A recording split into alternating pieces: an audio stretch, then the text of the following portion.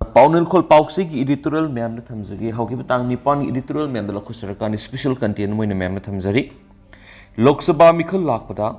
hauki basai English ngani ka kun ga humdoi gi me ahum digi hauduna satharakiba lan asigi marakta haujik Manipur miyam gi mamang Lok Sabha gi mikhal tadun leiri mikhal asida merep oiriba singna bot khom gi thabuk sathari adubo lan asina saitheng phanglaba mayum mai kai leitraba lanjena duna relief game de leiriba miyoi singnadi mikhal si pangthok ko pamdabadagi numit khuding gi protest tawri aduma pu mikhal di adumak pangthok gi gadari mikhal pangthok lagani lakthok khibadagi kuki khulai pai bisingna mitai da onsin duna numai kapsin ba bom kapsin ba lepkhre oirakli ba mawong sida lan sida center lainga ki khut yawi habisi mek sangakle kuki khulai pai bisingna nongmai amadi bom mitai khulsina kapsin badi lepkhre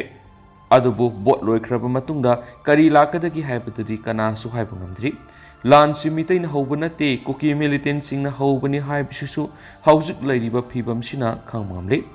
asu kuiraba tha taramatu helaklab lan sigi woroi sin leitana lan si khanglep lep ki bai bisi kuki militant sing da center lenga ki karamba si role no haibisi hangbiya bo wang orakli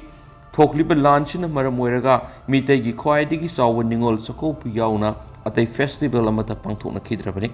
adubo taragani pan suba Lok Sabha mikhal di soidana pangthulagani pangthokadoriba mikhal asida lan gi wakal kauthoktuna mikhal da miyoi kya mai unsinduna leibui mikhal laibanina lan lepkhre lepleba lan si mikhal loikhrabasu adumak leplabadi fagani masi center lenga ki khut leire haibisi mayek singna khangla urabanina center lenga na lan si lusina ba khonagadabani haiba editorials mem da thamjari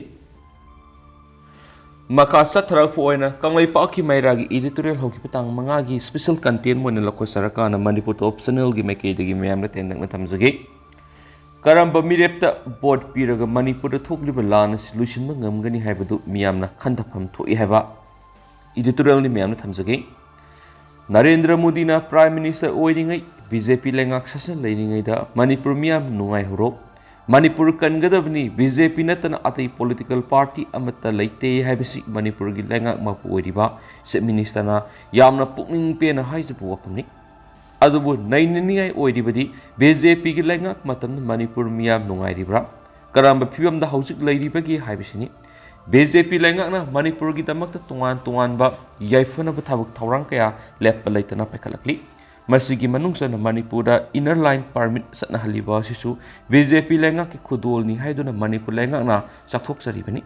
adubo BJP na Manipur gi damakta afaba thabak kaya marum tawba tarabasu kari gi damakta Manipur da kanglup ani gi asawba lan thokanduna haujik Manipur kangkhong saib gi phibam da lehalibano Manipur gi thokliba kanglup ani gi sathiraba lan asi tha taramathoi faraba phawba double engine lenga na loisin mangamdre Bharat ki Prime Minister Narendra Modi nasu wahi ama phawba haidana haujik tumina laisinuna lairi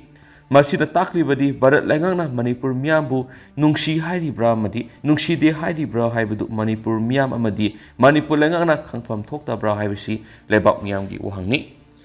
Manipur da thokliba sathiraba lan si lusindringe sida haujik taraga nipan super Lok Sabha mikhal pangthokadori mikhal asida Manipur gi inner amasum outer da MP merep oina thadokliba singi marakta outer dana NPF ki merep ta BJP lenga na sokoli bani maduna outer ki merep asisu outer ki voters sing na mai pagan biu aduga inner Manipur gi oina BJP na thadok liba MP merep asisu mai pagan biu asumna MP animak mai pakpatara badi amata amughana BJP lenga ama semra Manipur na MP ani khudol tawduna Narendra Modi bu amughana Prime Minister ohenma ngamgani haibisi Manipur lenga ki lenga mapu oiriba singna Manipur miyam da mangjong na kiar khana hai khrap wapni adubo leibak miyam na haujik hangliba wahangama oiribidi Bharat lenga amadi Manipur lenga animak sakthok saunu mapangal kan leina Manipur thokliba kanglup ani gi lanasi kari gi damak lusinana ba hotna bitri bano adugo lan thokliba misi mina aduki matik nangliba Manipur gi miyam na laita pham khangdana relief camp kya da sangjafam lauduna leidingai mara asida Lok Sabha mikhalbu Manipur laingakna taramna oktuna karigi damakta mikhal pangthokna ba hotnaribano lan manungdabu mikhal pangthokpada asengma mikhal oigidra voter oiriba miyam punamak maning tamna aki akhang leitana mana pamjaba mirepta vote pi bangam ko toribra Manipur miyamna hanglibu wahangsing asigi pakum Bharat lenga amadi Manipur lenga anina amata pidana ngammi haiduna nampu safugi mongda election hekta pangthoknaba hotnabasi democracy gi fajaraba masa ado thiananaba hotnabani haibada thoina laloidra haina khali sahi kharagi mamang lan thokiba Punjab amadi Assam na singba state kharada mikal tasilaklabasu lan thokli haiduna mikal yaithoknaga Mikhal yaitholaga lal loiraba matungda Mikhal pangthokiba kaya su laikhrabani adugumba phajaba masad adu tamduna Manipur thokliba kanglup anigi sathiraba lan asi Bharat lenga amadi Manipur lenga anina kokchung sinaduna political solution puraknaba matungda lan asi ningthina loisilaga Mikhal pangthoklamba tarabadi Bharat lenga amasu Manipur lenga anibu Manipur miyamna atuki matik thagatnaramgadabani loinana asengba lenga mapu singni haiduna su chakthoksagadabani adubu ngasidi miyamna khalliba asumba asingbu wakal asigi ona tainabada lan thokliba Manipur MP election pangthoknaba honaba haibisida Manipur miyambu asakpa maida langshinbagum thokugum tawre oiriba phibam asi Manipur BJP lenga asina tasengna khangpham thokpani adubu khangbigadaba lenga mapu amadi lenga roisingna khangbidrabanina lan nangliba Manipur da Mikhal pangthokpa asina asengba Mikhal haibadudi oigadaba mandre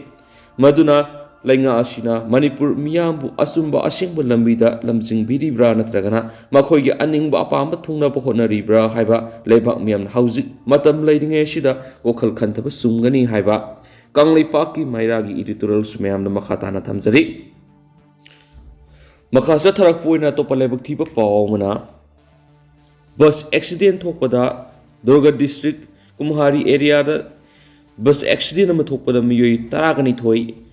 laikhidre hari hairiba thagdo se leba papa numiki sarona numidang warangi pung 9 ga makhai muk taba matamda thokibane hari hairiba thagdo se sadiskat Durga da thokpani roinana Durga gi collector Risha Prakash Chaudhary gi magi statement da hari sarona leba pokpo numiki numidang wairong gi pung 9 makhai muk taba matamna hariba thagdo asi thokani hariba thagdo asi da miyoi taragani thoi gi thawai laikhidre loinana miyoi taraga mari amana asu opan nangli hari loinana hariba lebak thiba thagdo asi da Prime Minister Narendra Modi na nungaitaba phungturakli makasa tharak poina Kuki Human Rights Organization Apex body of the Kuki Tribes Administrative Central Aizoldagi Secretary Lalan Sangha Chairman Jinkoliams na to the authority concerns British Red Cross United Kingdom na thamlakpa apelang tang mem da share tawjaramge makhona thamlagi apel asina Bangladesh da leiriba Kuki community singda athubada humanitarian assistance amsum protection pibinabagi damakta urgent apel ama tarakli Bangladesh da Kuki community sing atugi matik awaba mayuknare loinana miyoi khara mana Mizoram state refugee oina sik tawre khara mana Bangladesh ki mafam singda displaced tawre khara mana jungle lanjenare sohari